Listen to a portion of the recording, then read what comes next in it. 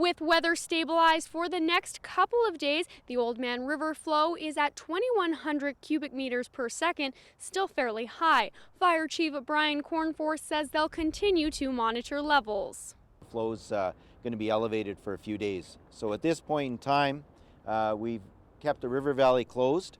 We expect to see those river flows stay high for several days, and it's our objective just to monitor that. Mayor Chris Spearman says with levels still this high, the river remains unsafe for the public.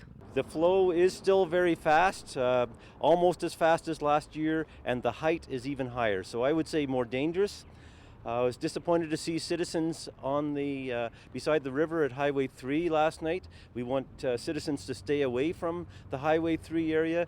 I went by this morning, and as I drove by, I could visually see the level of the water in the river was equivalent to the parking lot next to the Highway 3. That area has been closed.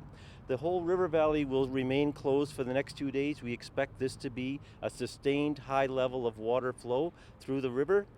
So we would ask for everybody's cooperation. Spearman adds a number of citizens have been affected by the flooding. We have a little over 200 people, homes affected by overland flooding, about 180 or 190 affected by sewer backup. We have initiated an emergency plan with the province, and the details of that will be announced.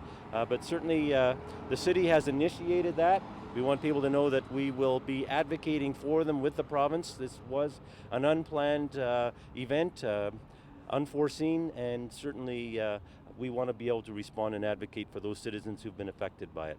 A number of areas surrounding Lethbridge, including the county, have been affected.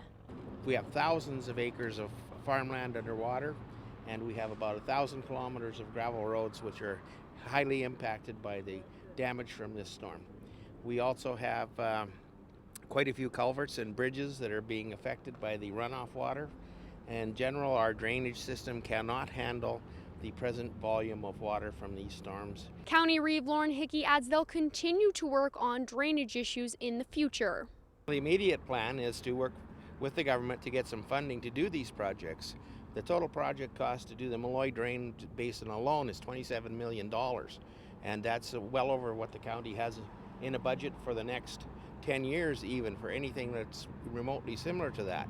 Mayor Chris Spearman says the city is able to handle water flows and turbidity from the water treatment and sewage plants, but still asks that citizens try to conserve water.